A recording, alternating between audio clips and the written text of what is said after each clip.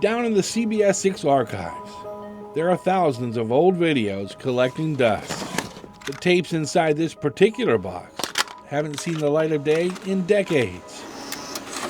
Though this is where you'll find an interview that was once at the center of one of Richmond's most mysterious murder cases. People just don't disappear every day, especially a 17-year-old. Everybody's heard about it, all my friends. We have detectives that have been dispatched to other cities. 20 years ago this month, the disappearance of Taylor Behl was making headlines across the Commonwealth. Whoever has her, just let her walk away. Just let her go. And the country. Did she have to go to the car to meet up with them? The 17-year-old VCU freshman went missing on Labor Day 2005. She's gone. A bunch of people saw her last. Her car is gone. I don't know if she drove off or if something horrible did happen, God willing it didn't. If anyone has information in this case, they're asked to contact the VCU Police Department immediately. That next Sunday, September 11th, was the first time CBS 6 assigned a reporter to the story. Tracy Sears began her shift that afternoon by interviewing VCU's police chief. At that time, foul play was not considered a factor. From all of her friends that we've talked to and her roommate, no evidence of any conflicts with anyone or anybody who indicated that, or she had indicated she was afraid of anyone or any indication that she might be taken by anyone. Tracy then went less than a block down the street to the Village Cafe, a restaurant where Taylor had dined just hours before she vanished. She said she was going skateboarding with some guys.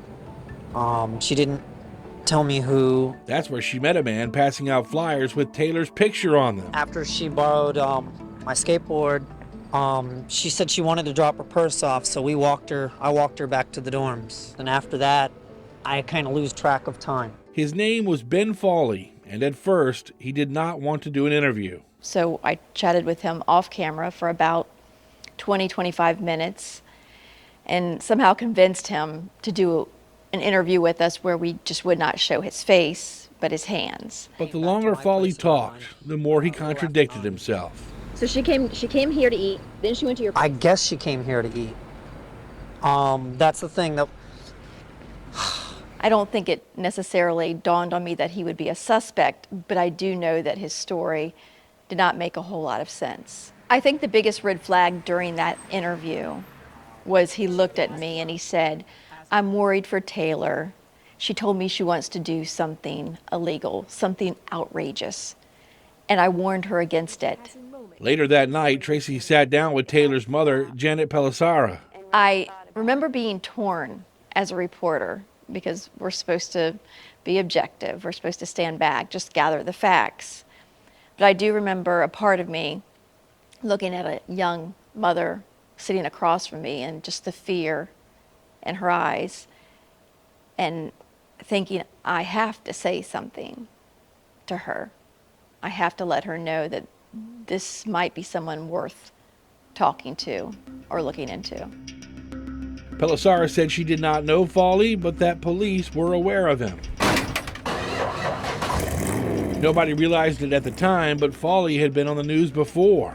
It doesn't bite. CBS 6 had actually done a story about his quirky sticker-covered van a couple of years prior. In addition to being an artist, Fawley was an amateur photographer who had an obsession with skulls. Just a few days after our interview, police would name Fawley as a person of interest in Taylor's disappearance. He would soon be arrested and charged with possession of child pornography after police seized computers from his apartment near campus. In early October, Taylor's remains were found in a remote part of Mathews County. Fawley would later admit to police that he was with her at the time of her death, claiming that he accidentally choked the teen to death during rough but consensual sex. Prosecutors, however, believed it was murder, but would need to prove that to a jury. The autopsy report likely would not have helped much, due to the condition of Taylor's remains by the time her body was found. So Tracy's interview likely would have played a starring role at trial, and she had to prepare to be a primary witness. And I knew that I would be asked to take the stand in that trial. And I remember being very nervous about potentially having to expose myself in that way. Are you pleading guilty of your own free will?